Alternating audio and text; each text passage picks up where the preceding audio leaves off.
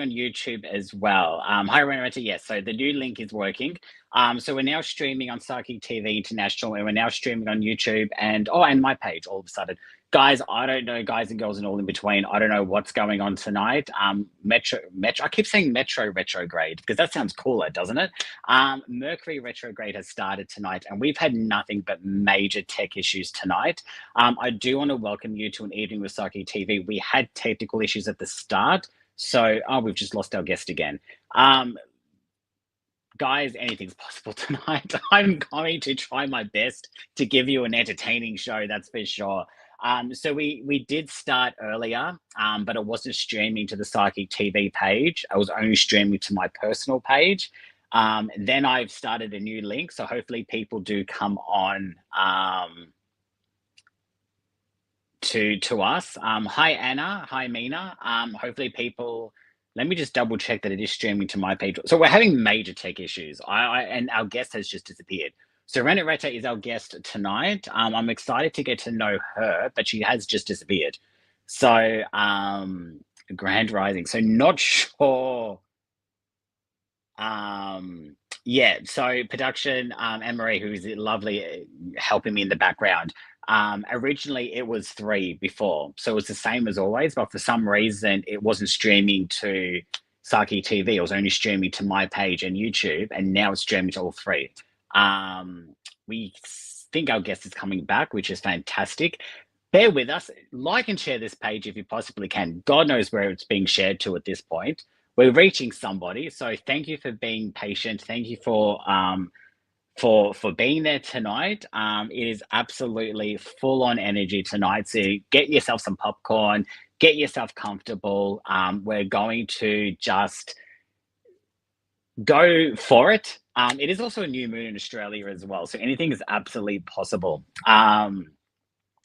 Chantal, Mona, Karina, good. Hi from New Zealand. So we are very global tonight. So our very beautiful little pocket rocket guest that we have on tonight, Renoiretta. She's from the UK.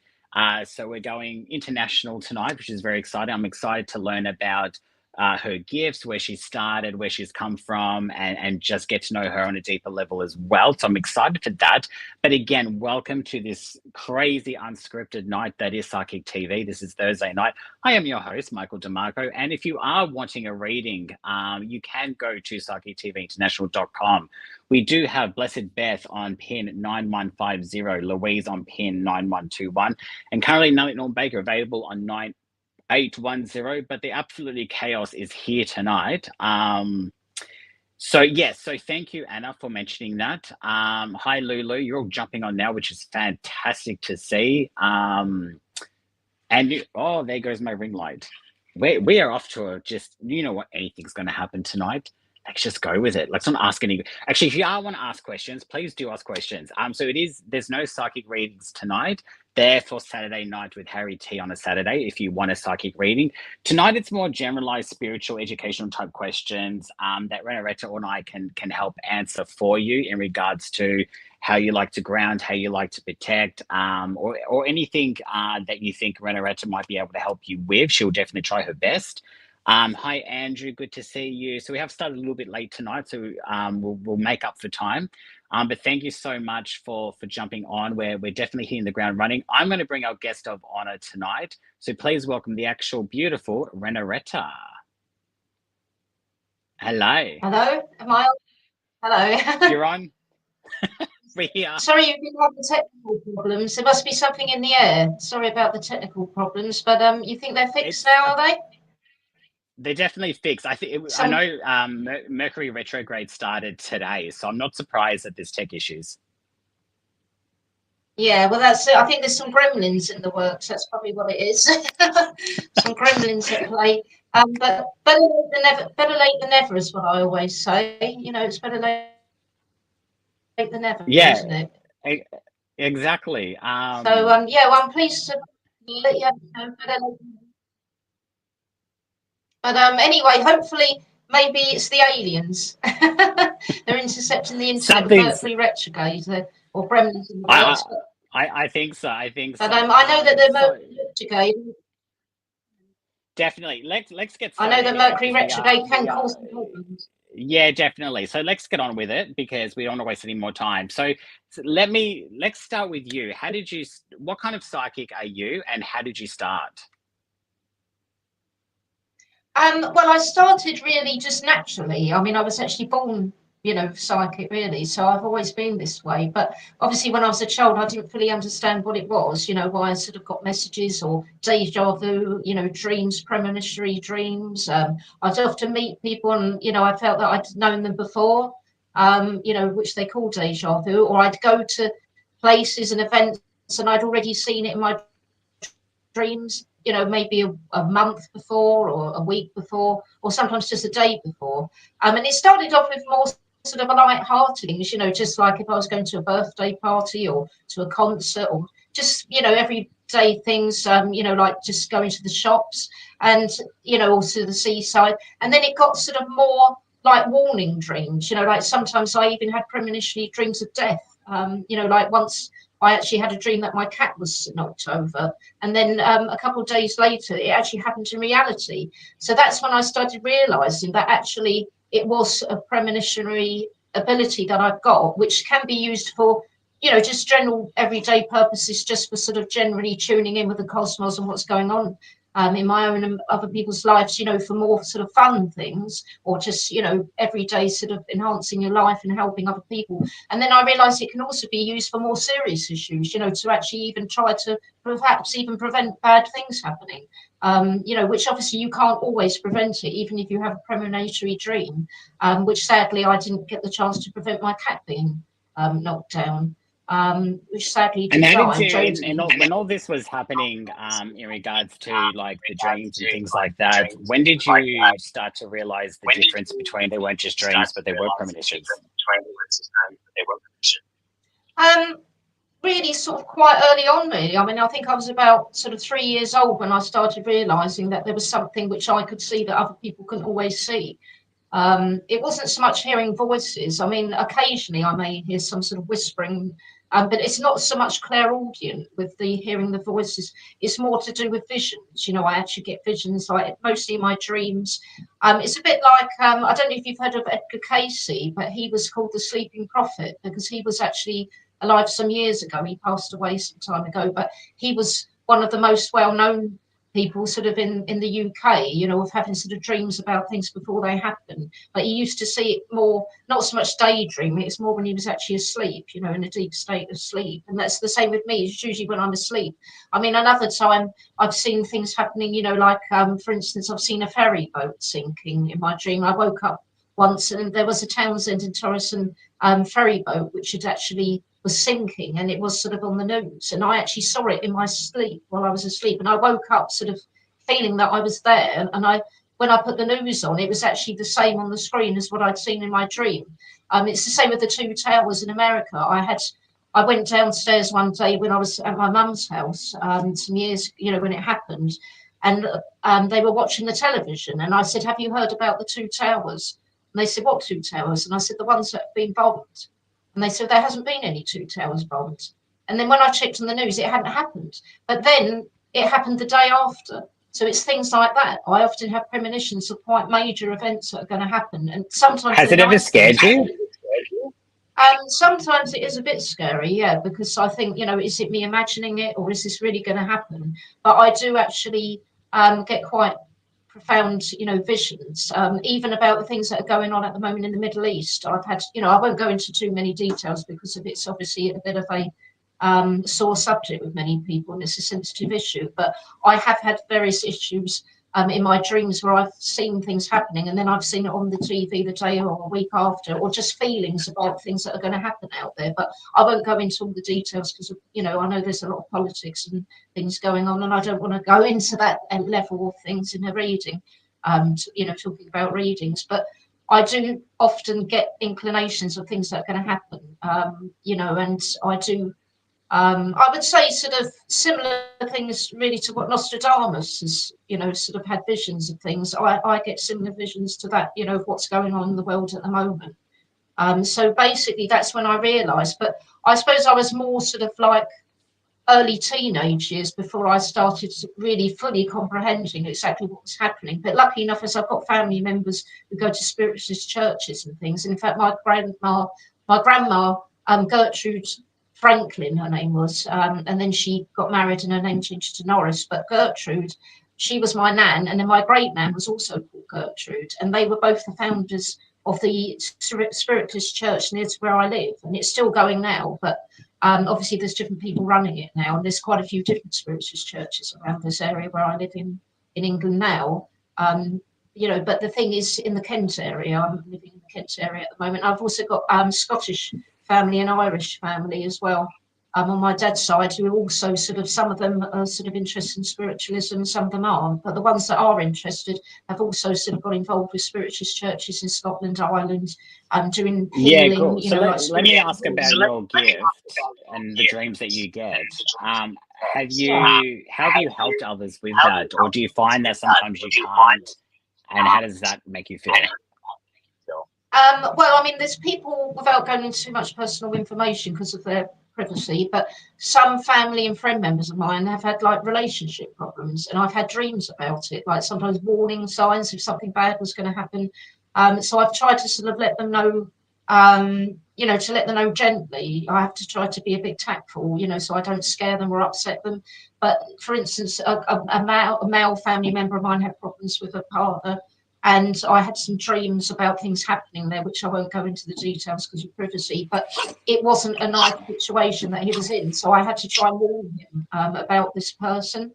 And also there's been other things, like people who are going to go through a divorce, where I've gone to stay at friends and families, and I've, slept there overnight, perhaps in the guest room or the spare room. And I've had premonitions of like divorces and things. And I've woken up crying and things, thinking this is really sad. They're not going to stay together. But in them cases, I don't normally say something because I think it might just be, it might freak them out or upset them. But then if I feel that there's something tactful I could say, then I will say it. Like, oh, I'm, relationship problems, or are things going okay in your relationship and things like that. And also things like animals, I'm quite tuned in with animals. Like I've had pets of mine and pets of friends and family where I've had premonitions that the animal's not well. And I've said to them, I think you need to take them to the vet, and I mean, for Oh, interesting. instance, my late mother had a cat, and I wasn't living at home anymore. And I remember visiting her when I was coming back from college, because I was away when I was at college, in a different, a different town, a different area.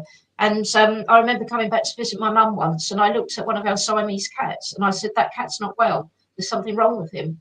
And my mum said, "Oh, there's nothing wrong with him. He looks fine." I said, "Please just take him to the vet." And then I remember her and my aunt took him to the vet.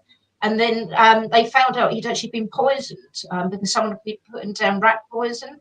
And sadly, they couldn't save him because he'd already been poisoned. But that's the type of thing I'm talking about. But there have been some cases where I've said to people that they should take their pet to the vet, and they've actually managed to save them before, they've had like really bad health conditions and things like that. And Okay. I know on some. So you've definitely, you've definitely been able to help where you can, and And with I people, love, yeah. humans as well, like sometimes I've gone and visited friends and family or even customers of mine just to check they're okay, because I've had dreams that they're ill. And sometimes they're not very well. Like one person in my family was very ill, and I was away at college again, and I had a dream that she was really ill, so I went back to visit. And she had a condition like quinses of the throat, where her throat was all swollen up like tonsillitis, but it was so bad that she could have suffocated with her windpipe. And they got emergency doctor out, and they put her on emergency antibiotics, and it saved her life. So there have been some even sort of life-saving situations. So I would say that I do take it quite seriously. Some people think it's just fun, or they think it's, and I do try and make it light-hearted and fun, the psychic, because it can be more light-hearted and fun, and helping people to enjoy life. But also there can be some serious premonitions that I have, about wars or illnesses and things like that as well.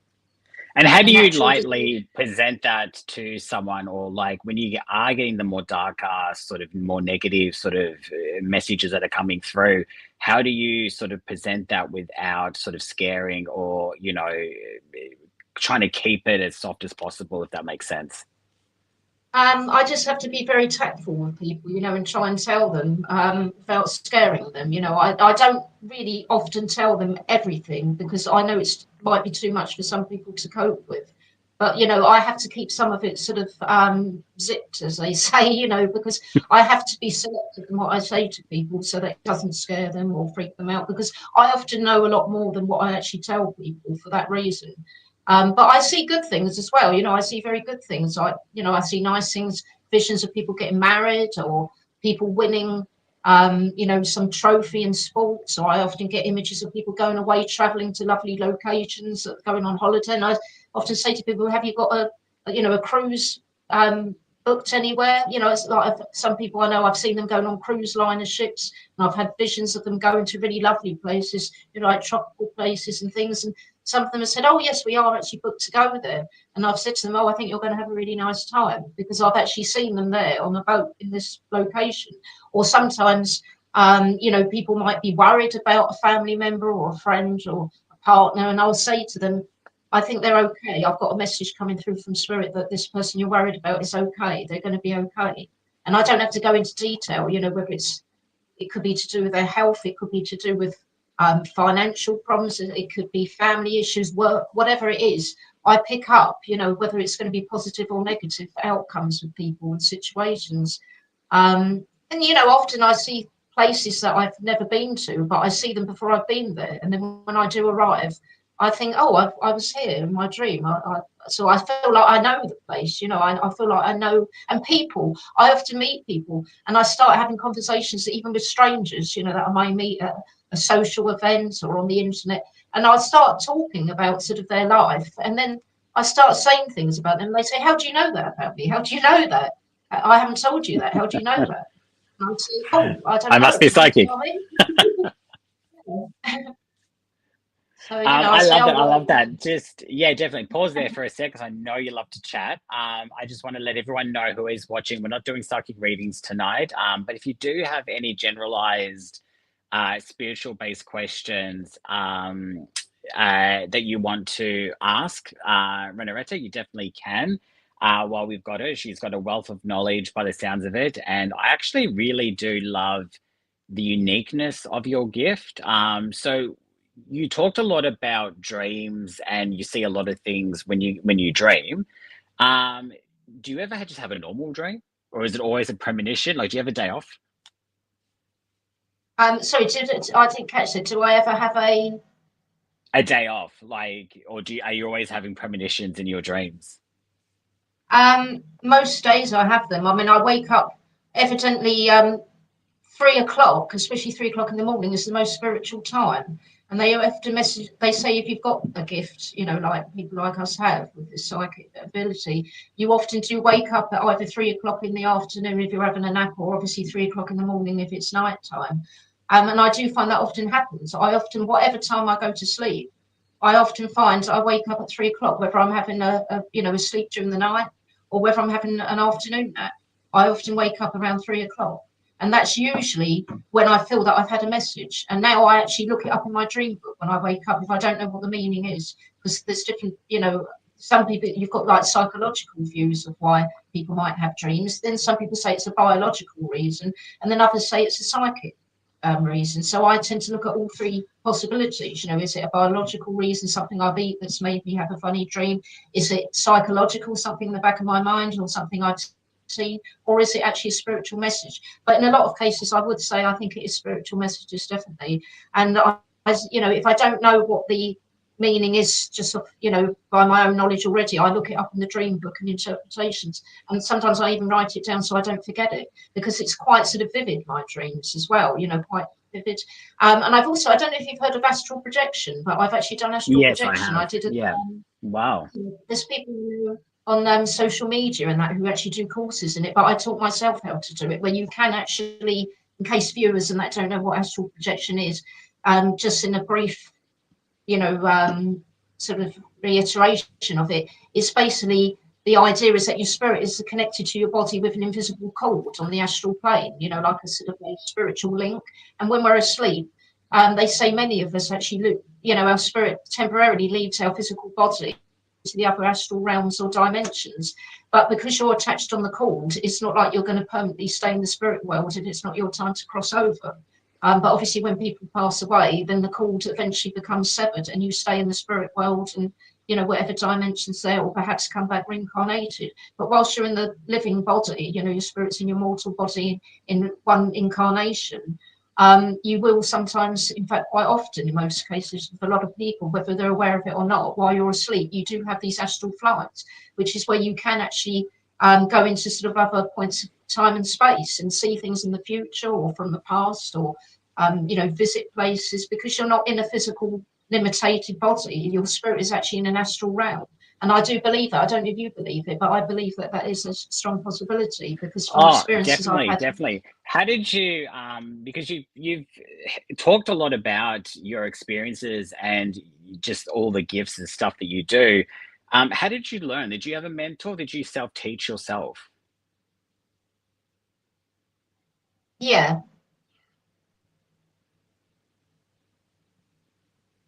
I Did mean, you I have a have done courses. mentor? Right. Done courses as well. I've done courses in spiritual awareness, and I'm still doing some now.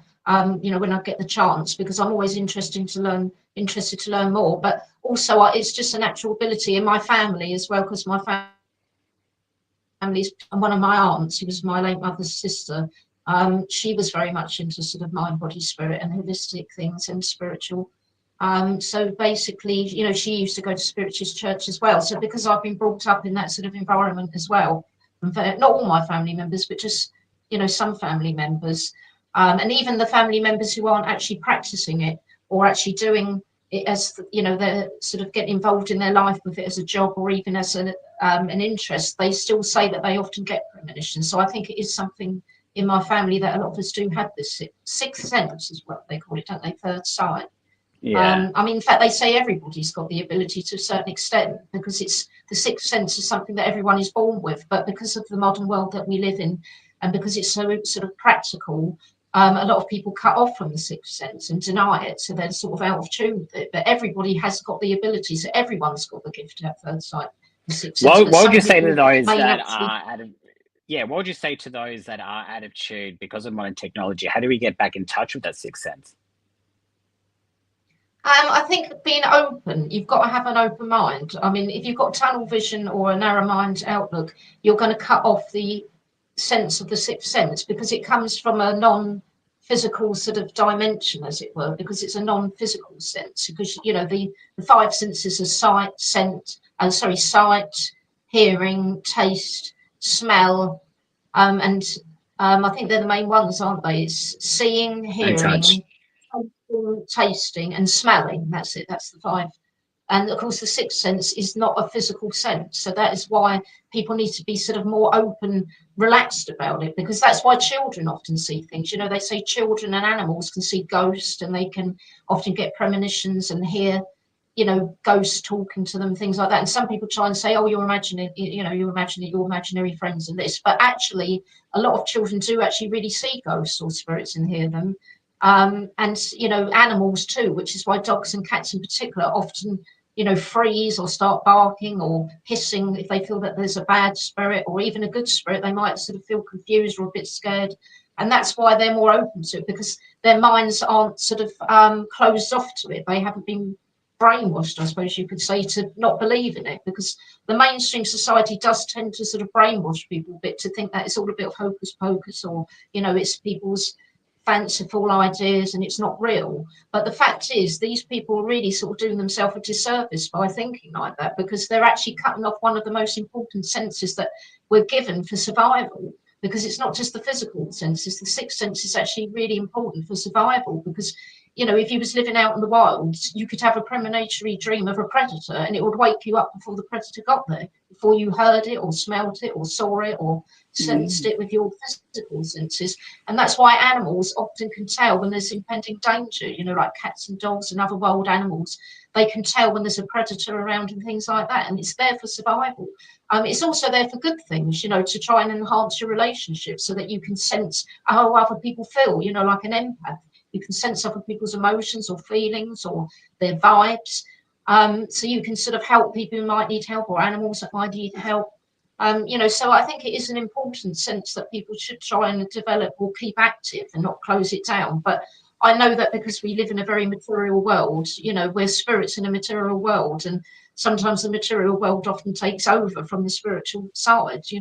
But it's so That's what. true, isn't it, though? Like, how many times have we been in situations? I mean, I can list a whole bunch, even in my younger years, when you, and even like just in general. Like, I mean, yes, I'm psychic, so I'm probably biased in a sense of this, but I've heard so many stories where people might feel a bit in danger, or feel a bit unsafe of like, oh, if you're walking, say, I don't know, like walking down the street at night, and it's like you see someone, and you like all of a sudden you get a sense of like, I don't trust that person ahead of me. I'm going to cross the road or change my direction. Yeah, exactly. Those. I mean, that's probably a basic example, but like what you're saying, we have that instinct that a lot of us either don't listen to, and that causes problems, or when we listen to it and trust it, it can save us. So I actually love the way you explain that. Yeah, well, that's it. And I think, it's not something to be sniffed at or, rubbished or whatever, because a lot of people do try and make out as people who've got, some people have even accused in the past, and even today, you get some people accusing people with psychic abilities of having mental health issues. Now, the thing is, I can honestly say that I used to do psychiatric nursing and special needs, people with autism, Asperger's, people with dementia, that type of thing. Mostly elderly, but sometimes younger people, even people who've had brain damage from accidents and things, and they could still communicate to a certain extent. The same as Stephen Hawkins, the physicist and the cosmologist. He had motor neurone disease, so he started off fairly okay when he went to university, and then his health, declined, and he ended up in a wheelchair where he could only communicate through a voice box. But because he had that voice box, he could communicate with people. And I think this is important to let people know that, having a sixth sense doesn't mean that a person's got mental illness, because just because they can't communicate always in a physical way or explain it in physical terms, it doesn't mean that because it's extrasensory perception, ESP, or a sixth sense or a third sight, or esoteric as they call it, the paranormal, in other words, it doesn't mean that it's not true, because it is a valid thing. And I mean, I've actually done research with paranormal investigators, and I am actually a paranormal. I do psychology because obviously I've done the psychiatric nursing and care work and special needs, but I've also as well as studying normal psychology, I've gone into the paranormal. So they call it parapsychology. It's classed as parapsychology, parapsychologist or parapsychology. And I'm still studying some of it now, because I think you can never really know everything. If everyone thinks that they know everything, there's always more room of things that you can, maneuver and learn more. There's so much in the world that we don't know. Even Stephen Hawking said this. He used to say the universe is alive in a way that we don't understand. And, people say that he was an atheist, but he wasn't actually a standard atheist. He didn't believe in a religion as such, but he did believe that the cosmos was alive in a way that we don't understand. And he used to indicate that, he thought that if there was an intelligence in the universe, then it is the universe itself. And I Mhm. personally tend to agree with him, even though I do believe in certain religions, and I see validity in what they believe in, whether it's Christian, Hindu, Muslim, spiritualists, Jehovah Witness, Buddhist. I mean, some people say Buddhist isn't a religion, but still a spiritual type of thought. But all these different religions, I see validity in all of them. But I must admit, I do see where Stephen Hawkins was coming from as a cosmologist. He said that the universe is in a way alive in a way that we don't understand, and I think that that is quite valid. Because if you look at it that way, you would see that the cosmos, like the nirvana, is part of all of us, and we're part of it. So we're sort of all in tune, like oneness, with each other, like a group consciousness, with all beings, not just humans, even plants, animals, etc. Because I know when I studied psychology, they have even proven that plants actually have an awareness, which we don't fully understand. I mean, they may not have a brain like us, but they do have a central Yeah. nervous system, and they can sense if there's danger. And that's what I'm talking about, the sixth sense. Even if you go to pull a leaf off a plant, it can actually sense it, because they've actually done, scientific experiments. And so that would prove that even basic things like that haven't got a brain like a human or an animal still have an awareness, because they've got a nervous system. They can sense danger. and things like that. And they respond to even things like music. I know it sounds quite strange, but they say that playing music is actually quite healing for plants as well as animals, like cats and dogs and birds. And I think that's true, that music is also what they call the music of the spheres. They Yeah, reckon that definitely. every... I'm gonna have to interrupt you there for a second there. So Lisa was actually asked, why do you think 3 o'clock, like 3 o'clock, you said 3 a.m. or 3 p.m. Why do you think that's such a significant timing spiritually? Well, I know in numerology, different numbers have significance. Now, the number 7, for instance, is throughout the Bible, the number 7, which is to do with, it can be to do with trials and tribulations and spiritual warfare. I mean, people think that 7 can be all to do with spirituality and love and peace, but it's not necessarily like that, because the 7, even though it is a holy number, is often about retribution. Even throughout the Bible, it's to do with like Revelation chapter 7, the horses of the apocalypse, etc. So number 3 is also a number which has significance. It's very important to a lot of people, a lot of even secret societies and numerologists, etc., and even some religious cults, etc., do have the number 3 as a significant number. Now, the answer to that is because 1 is supposed to be about new beginnings, and it's the number of creation of the universe. 2 is about union between two people or between, groups of people. And it can be, some people think it's between gods and humans. The number 2 is like union. Now, number 3 is about, again, about trials and tribulations and hurdles to get over, but it can be about fresh starts as well. And they see like 3 is like the Trinity, like even Christians, for instance, say, the Father, the Son, and the Holy Spirit. That's the Trinity. And then, a lot of organisations, they say by the power of 3. Even people into like Wiccan or paganism, they say 333. They say 333. Even Freemasons, etc. They use 3 as one of their main numbers. They do things by the power of 3. Yeah, and they even say then, with karma, it's like karma will come back to you threefolds. yeah, that's true. And I mean, 6, for instance, some people think that 6 is an evil number, because they say, some people say it's the mark of the beast, but actually 6 isn't actually an evil number. It's about the outcome of situations, because it's 2 times 3, obviously 6. So it's the outcome of what you start at number 3. The outcome is number 6. And even 3 sixes, some people say that's the mark of the beast, but there's other explanations of 3 sixes, because in the angel realms, they often say 3 sixes is just emphasizing the power of 6, which 6 can be quite a positive, powerful number. It's only evil, evidently, if it's like fallen angels or people who've fallen from grace, who've got out of touch with the spiritual side. So it's like everything. You've got a positive and a negative to every number.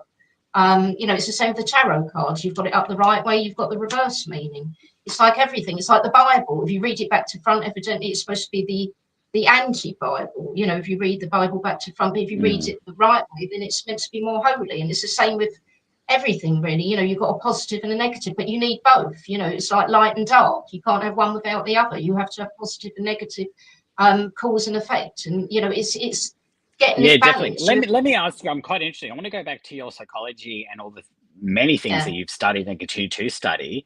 How has that changed or improved you as with your psychic sort of ability, or your spirituality, knowing more about the human brain and I suppose, the technical side of it? Has that changed things for you, or grew things for you? Like, how did that change things when you studied the psychology element? Well, very much so, because even when I worked in the hospitals and in the nursing homes and care homes and stuff, obviously as a psychiatric nurse, that's more to do with doctors who deal with the mind, a doctor of the mind, and they often give people medication, psychiatric treatments. But with psychology is more to do, I studied that as well, and that's more to do with your relationships with other people rather than the state of the health of the mind. It's more to do with your relationships, but they can be interrelated. And also, obviously, the spiritual side is also another offshoot, because mind, body, spirit are all interconnected. And I found that having that grounding of having had experience in psychiatric nurse and care work, and also doing the psychology studies of humans and animals as well, and interpersonal relationships, I found that actually helped me understand a lot, because I understood more the scientific sort of side of it, if you want to put it that way, scientific or social science. And Yeah. then I also understood the what's classed as the extrasensory perception or the sixth sense, you know, the esoteric or the paranormal, which is why I got interested in parapsychology as well as normal psychology, because parapsychology is, there's certain fields that you can't study, you know, the psychology only covers so much, and I found that it helps me understand a lot about people's relationships, and it's definitely very valid. But I found there were certain things that the psychology still couldn't explain, and even psychologists and psychiatrists, you know, even top ones will actually admit that there's only a small percentage of the brain that they understand. There's a very large part of the brain that they don't understand. And I've even read books. There's one particularly called the multiple self, and it's about a study of books. One of the most interesting books I've ever read, and it's written by doctors, psychiatrists, psychologists, and even priests, and sort of people who study the paranormal. And they've actually admitted, even people in the medical field, that there are some things that they just can't explain by science, which would bring us into the field of the paranormal, because there are some things, you know, even people have done things like exorcisms and things, you know, where they've looked into the human possession or animals being so possessed, and the divided self, like this thing with people with multiple personalities. It's more common than people think, because it's not necessarily on the level of people being schizophrenic, you know, where they're completely sort of like Hannibal cannibal, you know. It can be very subtle. Like people change their personalities when they're around different groups of people. Now, that doesn't mean that they're mentally ill. They reckon everybody, to a certain extent, has got different sides of their personality, which is a bit like being an actor or an actress, you know, that people will interact in different groups or with different people to what they will with someone else. The only reason for having concern is when people have got completely divided different personalities and they're not aware of their other sides of their personality. That is when it gets into the point of being, you know, of a concern of a mental health condition, because all the time that people are aware that they act a bit different when they're with different people, that is more or less classed as like social norm, you know, because you're not going to act the same when you're at work as you are when you're at home with your friends and family necessarily. I mean, some people do, but most don't. Yeah. And, you know, so that is quite a normal thing. But on that level, you could say that everybody's a multitude of multiple selves. But when people get to the stage of, I don't know if you've heard of a book or a film, I think The Many Faces of Eve, where some woman had like multiple personalities. I can't remember how many, but she had over 10 different personalities, I think. And she was completely detached from one personality to another. So it's almost like she took on a whole new existence each time she took on a new personality, and that personality wouldn't know what one of her other personalities was doing.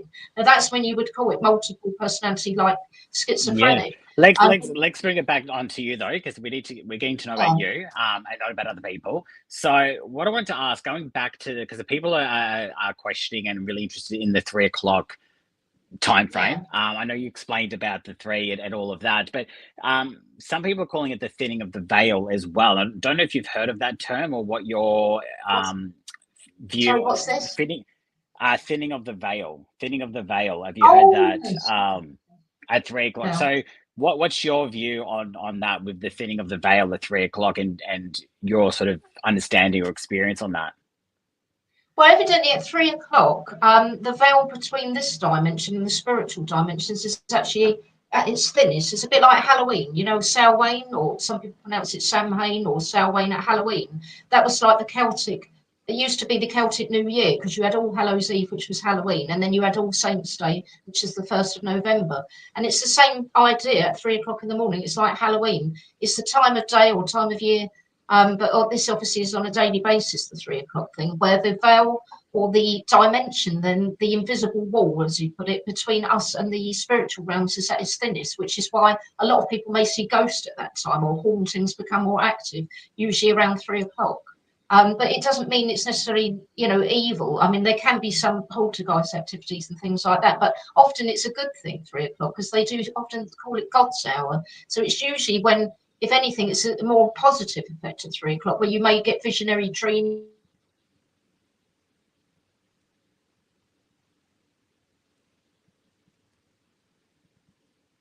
Obviously, spirit doesn't want us to know. Oh, yeah. You may have a premonition. Yeah. I don't know if you caught that. Yeah, no, you it could just be my froze there for spirit a guides second. playing up. I was about to say, just as you were speaking Yeah, of that, you actually froze. I'm like, of course you did. We have you back now. Yeah, it's my spirit guides, you see. They give.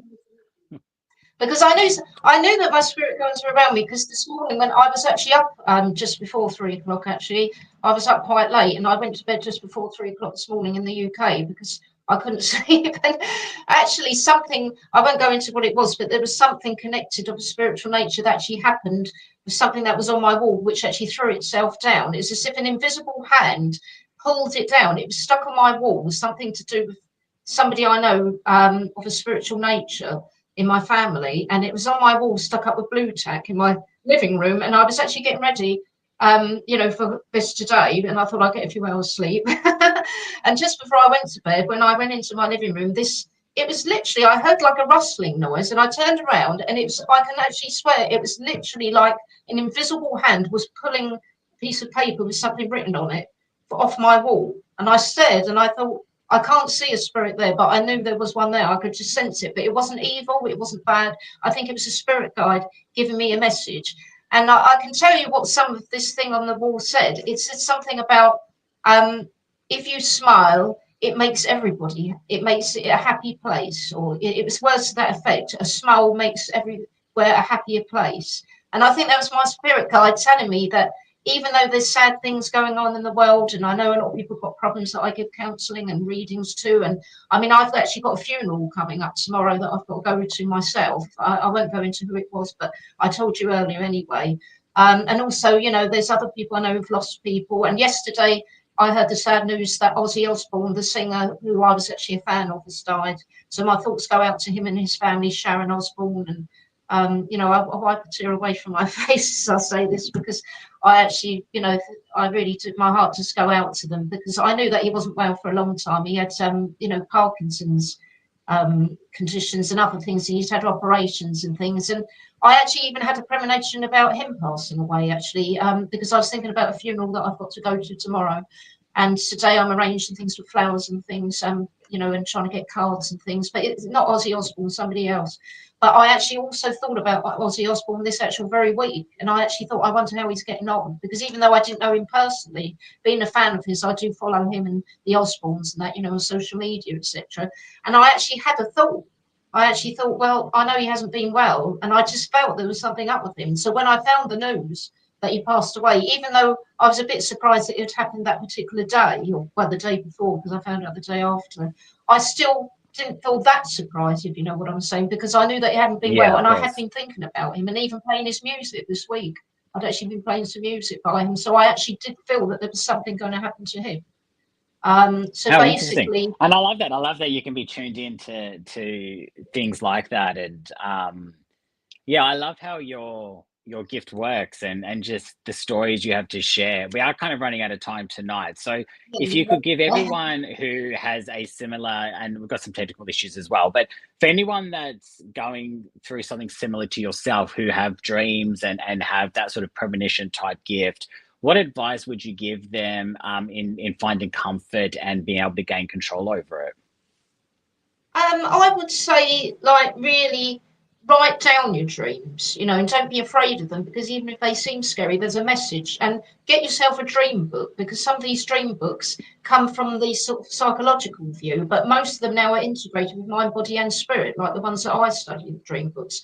And basically, they give you reasons. If it's a biological reason, like if you might have eaten something that, like eating cheese before you go to bed is meant to give you nightmares and things like that. And I can't say 100% it's true, but I think it could affect some people because it's to do with the digestion and things. And sometimes it's psychological things on your mind, like things that are going on in the back of your mind may come out in the form of a dream, because your mind psychologically is trying to make sense of what's going on, all the chaos that's going on, or things you're worried about. But also, these dream books were often given interpretations of the esoteric meaning, the paranormal or the spiritual meaning. It could be anything from seeing crows, ravens, birds. It could be to dream about water, and sometimes these are to be taken literally, like it is a warning about something that's actually going to happen, like deja vu. But sometimes it's meant to be taken not literally, but as a sort of a metaphor, or some sort of way of, looking at what might happen. And sometimes dreams can actually be the opposite of what you dream about. Like, for instance, you might dream, that you've won the lottery, but it might be the opposite. You might be going through financial problems in real life. So it's telling you that you need to be careful and not overspend. And then the same thing, sometimes dreams, you might dream, that you've won something. Sorry, that you might be going through a difficult time. Maybe you're in a flood, and then it could be telling you that you're a bit out of depth with what you're doing, but things are going to get better if you manage to swim in the dream and things like that. So sometimes it is literally, but sometimes it's symbolic. That's the word I'm looking for, symbolic. And it can sometimes have the opposite to what you're dreaming about. Like if you're dreaming that you're eating food, that can sometimes mean that you're going to be needy. It doesn't mean that you're going to have a lot of food or a lot of good things in life, lots of financial wealth. It means that you might be needy. But then if you dream that you're at a banquet, that can be a good sign that you're going to go to a wedding or some cause of celebration. So it's always worth looking in, by psychologists, supernatural, spiritual people, and a lot of them are now all put into one book. So you've got the mind, the body, and the spirit interpretations from it. And also, I would say to people, there's very good courses you can do. There's a very good course, online courses you can do in spiritual development. Like in the UK, there's a very good one called the British School of Yoga, which I'd always recommend, BSY. And there's the other one, the Arthur Findlay College of Spiritual Development, Arthur Findlay College. And I know the other day. Oh, well, our guest is gone. She exited herself, which is fantastic. Made my job a lot easier. Thank you to Renoiretta tonight. I was about to wrap up, but Spirit decided to do that for me. Not sure what happened there, but thank you to. Honestly, I can't tell you what's going on tonight. It has just been a wild, weird tech thing. Yes, but that was Renoiretta. I hope you enjoyed what she had to say. I know we had some few tech issues and whatnot. I know she loves to chat, which is really good. So you learn a lot. So I hope you gained something from tonight's show. Next week, I have Michelle on. Michelle, I'm interested in getting to know her on a deeper level. So I'm really excited to get to know Michelle next week. For those that, sorry, I'm just troubleshooting in the background here. It's just been a wild, as I said, Mercury retrograde did start today or yesterday. So I am really not surprised. So you are gonna love me. I am on. It was very full on, Beth. I agree. It was full on. There's a lot of information. So it's a lot to take in. There's a lot I'm digesting as well. I am a guest psychic this Saturday. So this Saturday at 8 o'clock with Harry T, I am your guest psychic. So I'll be doing readings this Saturday night for Psychic TV with Harry T. So if you want a reading with me, Christine, I'm wrapping up. Have you just jumped on? Jesus. Don't worry about going back, Christine. You've really not missed much. No, you actually missed a lot. Renoiretta was great. She had a lot of interesting stuff to talk about and a lot of great views on stuff and her experiences. So yes, next week I've got Michelle on. I'm a guest this Saturday with Harry T. So I'll be doing psychic readings this Saturday. So you get to see me as well on Saturday night. But if you want a reading right now on Psychic TV International, we have the two psychics currently logged in. So Beth, you're logged on at 9150, Blessed Beth on 9150, and Nellie Norm Baker on pin 9810 if you would like a reading tonight with our psychics. Of course, I am back next Thursday with Michelle. You'll see me this Saturday as a guest psychic with Harry T. And another special announcement, because I know Harry T is going to plug the shit out of it, so I'm going to do the same. Harry T is actually going to be on my show as a guest. So I'm a guest psychic on his this Saturday, but he's actually going to be a guest of honor on my show on August. Oh, and I wish I looked at the date before I'm going to quickly look at the date now because I want to give you guys the right information. But Harry T is going to be, just looking up the date now, August 21st. So I'll be plugging that over the next few weeks, but I'm super excited to have Harry T as a guest on August 21st. That's going to be quite a very special show. So I would encourage you to put into your calendars now. But of course, you'll see me here every Thursday for the next few weeks. I am excited to have your company. I'm grateful for your patience tonight. And until next week, 21st day. Yeah, 21st of August. Veronica's onto it. She knows what's going on. Love and light to all. Remember to be kind, and I will see you next week.